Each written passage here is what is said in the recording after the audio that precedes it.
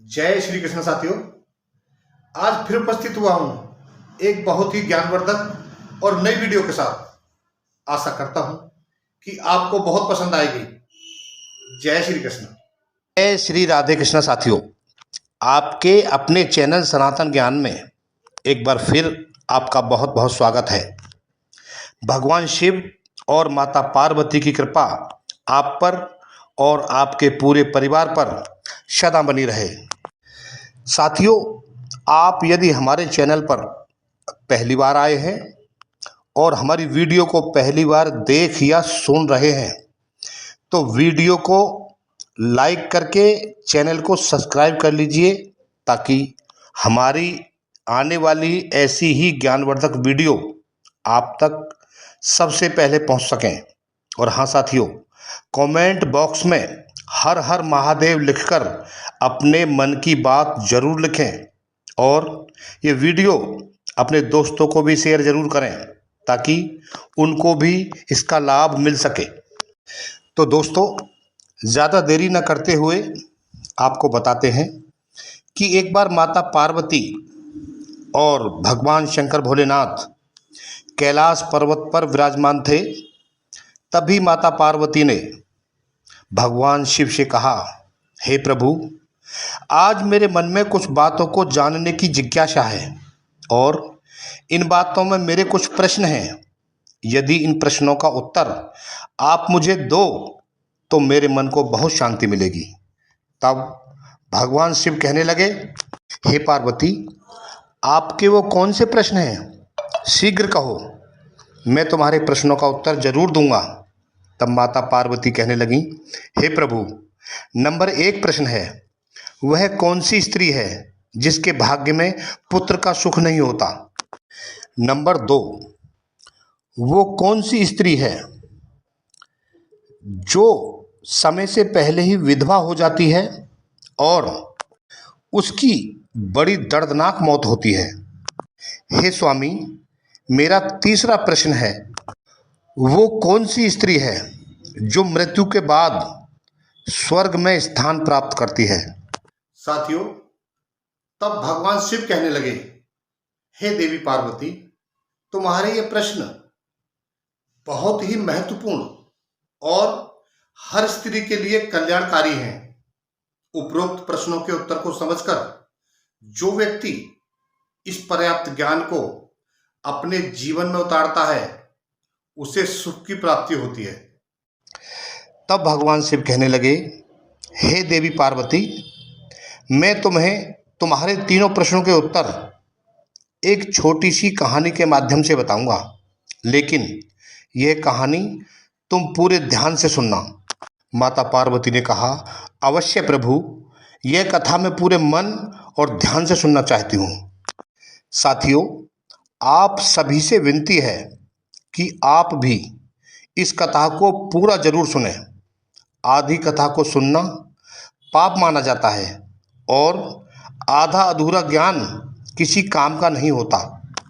तब भगवान शंकर कहने लगे, हे देवी पार्वती, मध्य देश में एक छोटा सा नगर था और उस नगर में एक धनवान सेठ रहता था जिसके 2 बेटे थे और उनकी शादी हो चुकी थी।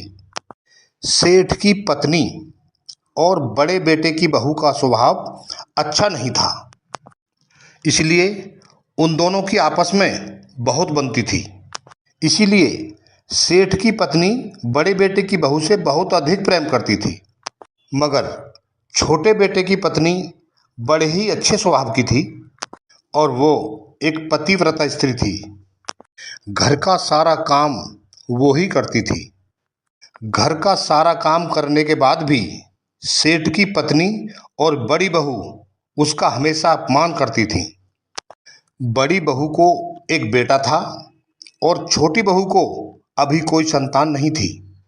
साथियों, फिर महादेव कहने लगे, हे देवी पार्वती, सेठ की पत्नी हमेशा पुत्र को लेकर छोटी बहू को ताना मारती थी।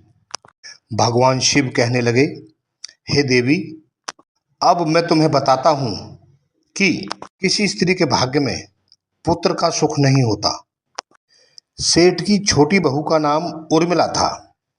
एक दिन उर्मिला जब घर के कामकाज में लगी हुई थी, तब उसकी सास बोली, ए बहू, मैं मंदिर जा रही हूँ और जब तक मैं वापस आऊँ तो मेरे लिए भोजन बना के तैयार रखना। ऐसा कहकर उर्मिला की सास मंदिर चली गई और थोड़ी ही देर बाद एक साधु उर्मिला के द्वार पर आ गया।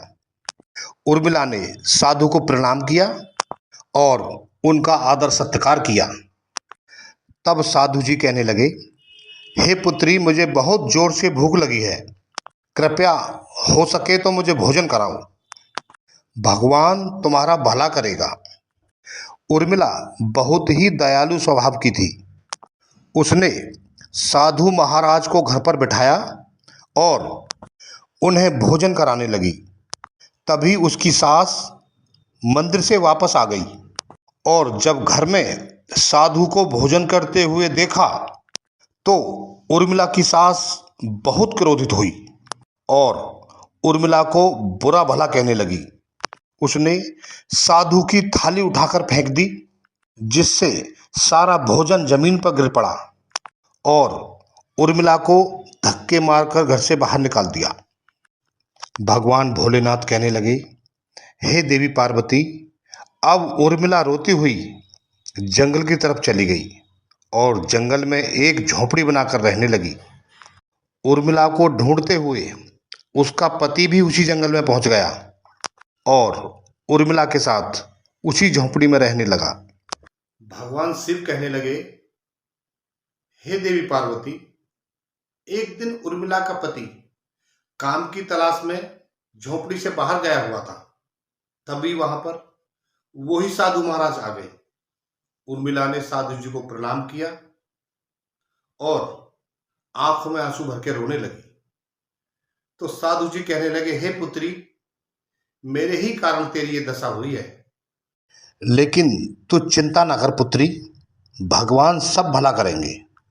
ऐसा कहते हुए साधु बाबा ने एक पोटली अपनी झोली से निकाली और उर्मिला को दे दी और वो पोटली देते हुए कहा, हे बेटी, इसमें कुछ फल हैं, जब तेरा पति आ जाए तो दोनों खा लेना।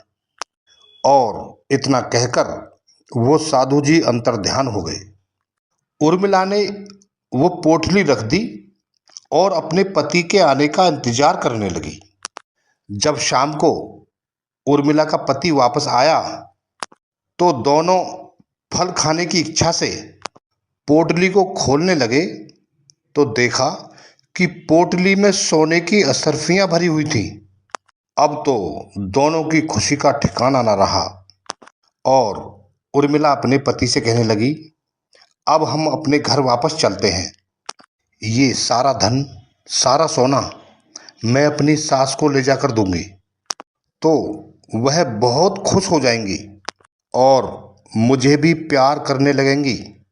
ऐसा सोचते हुए वो दोनों घर वापस आ गए और सारा सोना उर्मिला ने अपनी सास को दे दिया और सारी बात बताई।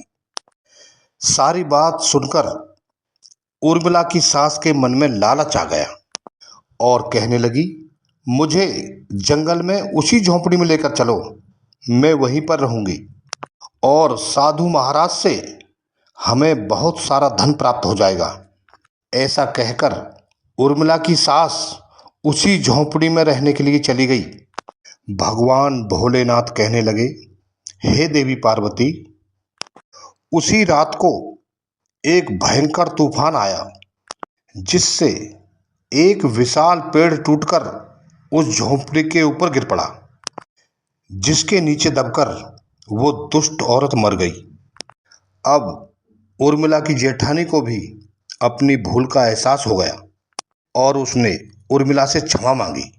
उर्मिला ने कुछ धन अपनी जेठानी को भी दे दिया और दोनों आराम से रहने लगीं।